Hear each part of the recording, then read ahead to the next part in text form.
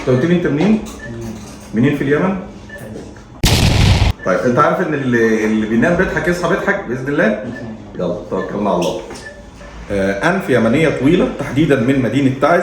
زي ما احنا شايفين ان الانف المفروض طولها يكون تلت طول الوجه. المسافه بين الشفه العلويه وارنبه الانف صغيره جدا، مما يعني ان الانف طويل.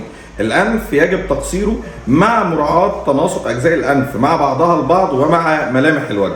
زي ما احنا شايفين الانف من اعلى عريض الى حد كبير، في بروز في ظهر الانف، ولكن البروز مش بادئ معانا من البدايه، بروز من نصف الانف الاسفل، ده اللي هنشتغل عليه اثناء العمليه، بالاضافه لاصلاح اعوجاج الحاجز الانفي من الداخل بالمنظار وتصغير غضاريف الانف لاصلاح مجرى التنفس. دعواتكم. شكرا لدعواتكم الجميله. الانف التي كانت طويله وكان يعاني من وجود بروز في ظهر الانف، تعالوا نشوف ايه اللي وصلنا له بعد العمليه. زي ما احنا شايفين تم تقصير الانف تماما، اصبحت المسافه بين الشفه العلويه وارنبه الانف اطول، مما يعني ان الانف تم تقصيره.